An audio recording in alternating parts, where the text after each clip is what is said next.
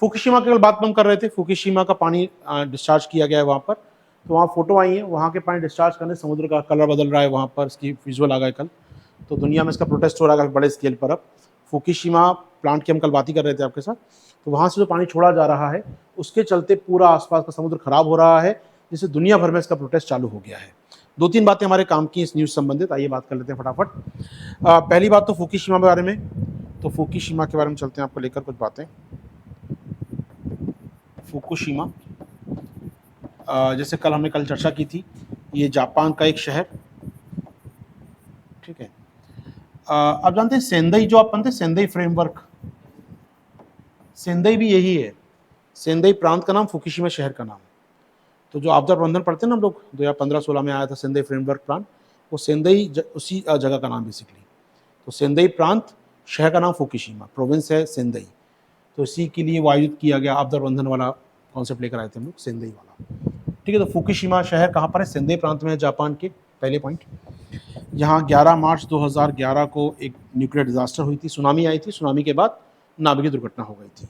तो सुनामी आई पहले एक यहाँ पर, और सुनामी के बाद एक नाभिकीय दुर्घटना हो गई। चलिए, इम्पॉर्टेंट बात है, उसके बाद जो रिएक्टर का इलाके थे, रिएक्टर थे, 4 रिएक्टर लगे थे यहाँ पर, जो उनमें पानी भर दिया गया, पूरा डुबो दिया गया इनको, यहाँ पानी के अंदर डुबो दिया गया, जिससे रेडिएशन बाहर ना जा पाए और ठंडा होते रहे ये, ठीक है। 4 रिएक्टर थे, ठंडे हो रहे थे। अब शहर में से पानी निकालने का काम किया जा रहा है, क्योंकि पूरा शहर निर्जन हो चुका है, कोई रहता नहीं है शहर के आसपास, पूरा शहर खाली है अपने आप तब से ये। अब इन रिएक्टर्स को खाली किया जा रहा है, डीकमीशन कह सकते हैं, डीकमीशन किया जा रहा है, रिएक्टर्स को हटाया जा रहा है पानी को। पानी हटाने के लिए पहली बात तो ज़रूरी थी कि जो पानी इसका है वो लगातार संपर्क में 12 सालों से यूरेनियम के, अब यूरेनियम बंद हो गया जलना, लेकिन ऑफकोर्स संपर्क में तो रेडिएट हो गया पानी। तो ये जो पानी भरा हुआ है ये रेडियो सक्रिय पानी है, रेडियो एक्टिव पानी है अपने आप में। और इस पानी में अगर H2O सोचिएगा पानी था सामान्य, इस पर alpha particle, beta particle, gamma particle, जो रेडिएशन के पार्टिकल्स होते हैं, वो अगर टकराएंगे तो ये पानी कन्वर्ट हो जाता है कई बार भारी जल में या और भारी जल में। भारी जल मतलब क्या होता है? हाइड्रोजन के समस्थानिक होते हैं, ड्यूटेरियम और ट्रिटियम, तो उसका जो समस्थानिक आइसोटोप्स होते हैं उनमें कन्वर्ट हो जाता है ये पानी यहाँ पर, तो भारी जल बन जाता है या ट्रिटियम ऑक्साइड वाला पानी बन जाता है। अब ये पानी बन चुका है आपका इस रिएक्टर के अंदर यहाँ पर।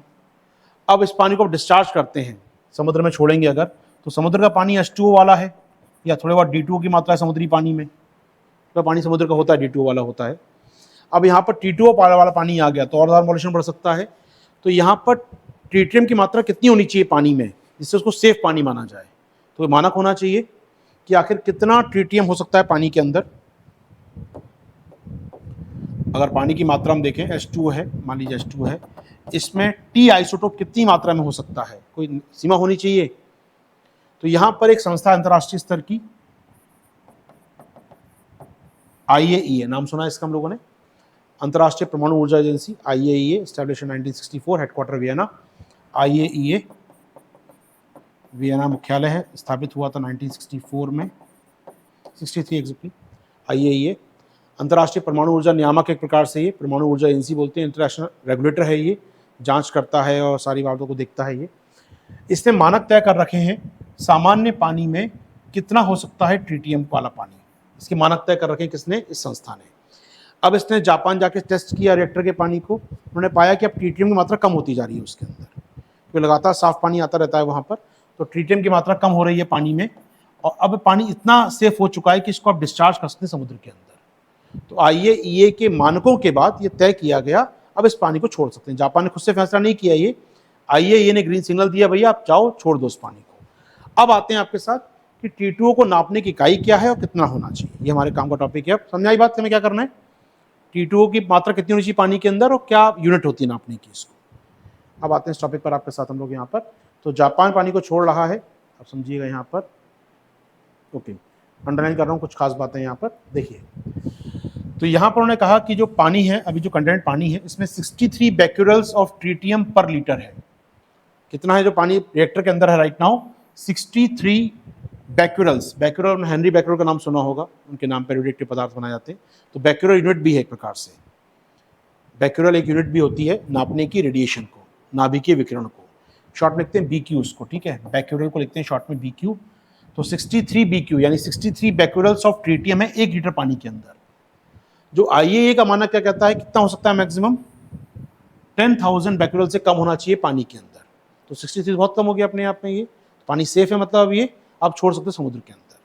तो साइंटिफिकली देखा जाए तो IAEA की सिग्नल है यहाँ पर, आप पानी छोड़ सकते हैं, तब जापान ये काम कर रहा है, क्योंकि 10,000 बैक्यूरल तक स्वीकार्य है पर लीटर में ट्रीटियम की मात्रा। ट्रीटियम समझते हैं, ट्रीटियम क्या हुआ, हाइड्रोजन का समस्थानिक, जो T2 फॉर्म में होता है आमतौर पर, उसकी मात्रा कितनी हो सकती है, मैक्सिमम 10,000 तक होनी चाहिए। तो यहाँ तो 63 ही है, जो काफी सेफ लिमिट में माना जाएगा अपने आप में। Got it.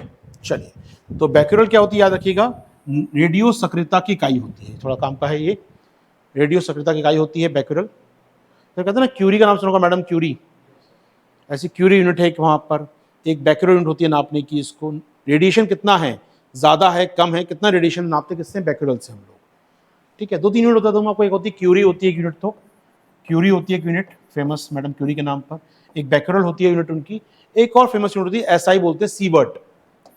सीवर्ट यूनिट भी होती है रेडिएशन को नापने की, सीवर्ट, SIVERT, SIEVERT कहते हैं, स्पेल लिखता हूँ आपके लिए यहाँ पर, आई थिंक SEVERT, एक बार क्रॉस चेक कर लेंगे हम लोग, सीवर्ट कहते हैं हिंदी में, SIVERT का जस्ट क्रॉस चेक कर लेंगे हम लोग, सीवर्ट इकाई होती है। ठीक है, तो क्यूरी नोट्स में लिख के दूंगा आपको, क्यूरी, सीवर्ट और बैक्यूरल, 3-4 फेमस यूनिट है ये रेडियो एक्टिविटी को नापने के लिए। हो पाएगा? तो ये IAEA के तहत हो रहा है सारा काम, ये वो चेक कर रहा है सारा मामला। तो IAEA का कहना, ये भी IAEA ने कहा भी आप छोड़ सकते हो पानी को। ठीक है, चलिए अब आते हैं इसके बाद नेक्स्ट टॉपिक पर। इसी में एक बात है कि अब चीन ने कल कह दिया भैया जापान गलत कर रहा है, दुनिया भर से विरोध हो रहा है इस बात का, दुनिया प्रोटेस्ट हो रहा है इस बात का, तस्वीरें भी आ गई है, पानी खराब हो रहा है यहाँ का। उन्होंने कहना है कि जापान अपने स्वार्थ के लिए पानी को छोड़ रहा है यहाँ पर। चाइना ने कल आदेश दे दिया कि जापान से समुद्री उत्पाद नहीं मंगाएंगे हम, जो मछलियाँ होती हैं जापान के सागर में वो नहीं खाएंगे, मगर सी फूड बैन कर दिया। जापान का सबसे सी फूड किस देश में जाता है, चाइना, हांगकांग में जाता है। तो ऐसे में अगर वो नहीं मंगाया, जापान को असर पड़ेगा, बहुत जापान में बहुत बड़े सी फूड बेचते हैं वो लोग, तो यहाँ का सी फूड है, पूरे जापान का सी फूड 42% जाता है चाइना के पास, और चाइना कल बैन कर दिया, नहीं मंगाएंगे। साउथ कोरिया ऑलरेडी बैन कर चुका है। तो जो आसपास के देश हैं वो कह रहे हैं जापान स्वार्थ के लिए काम कर रहा है, बहुत ज़्यादा प्रोटेस्ट कर रहे हैं इस बात का वो लोग। ठीक है, मैं आपको दिखा दूँ कौन कौन प्रोटेस्ट कर रहा है, वो समझिए, बड़ा इंटरेस्टिंग था। चाइना प्रोटेस्ट कर रहा है, हांगकांग प्रोटेस्ट कर रहा है, ठीक है, साउथ कोरियन प्रोटेस्ट कर रहे हैं, नॉर्थ कोरिया प्रोटेस्ट कर रहा है, मतलब यही प्रोटेस्ट करना चालू कर दिया कि ये जापान कर रहा है, क्राइम अगेंस्ट ह्यूमैनिटी कर रहा है जापान, मानवता का अपराध कर रहा है जापान छोड़ के पानी को। कौन कह रहा है, उत्तर कोरिया कह रहा है। चलिए व्हाटएवर, काम का नहीं, हमारे काम का दुनिया प्रोटेस्ट हो रहा है कुल मिलाकर, तो आपके लिए याद है न्यूज़ बन सकती है काम की। आगे बढ़े हम लोग यहाँ से।